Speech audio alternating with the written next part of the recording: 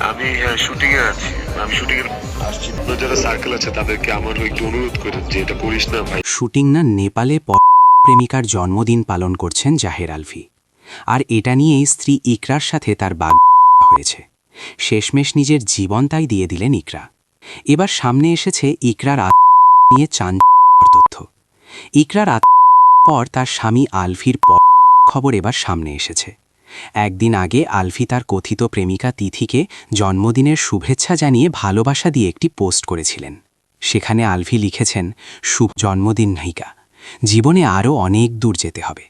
তুমি আমার দেখা এই ইন্ডাস্ট্রির সবচেয়ে পরিশ্রমী কো-আর্টিস্ট ও পছন্দেরও। তোমার পরিশ্রম তোমাকে এগিয়ে নিয়ে যাবে।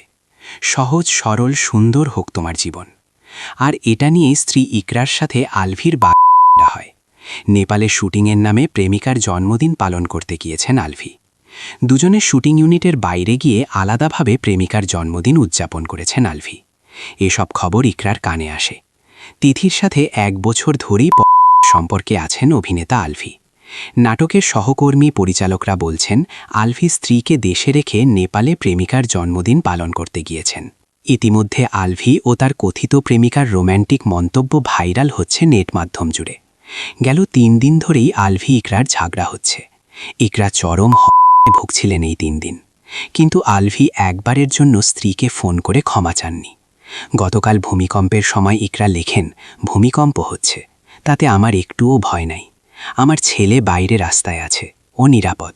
আহা সন্তান, আহা মায়া। চরম ভুগছিলেন ইকরা, কিন্তু পাশে পাননি আলভীকে।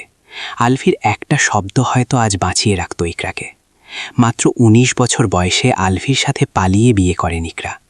বিয়ে করা যে তার ভুল সিদ্ধান্ত ছিল পরে তিনি হারে হারে টের পেয়েছেন। আর জীবন দিয়ে আলভীকে মুক্ত করে গেছেন ইকরা।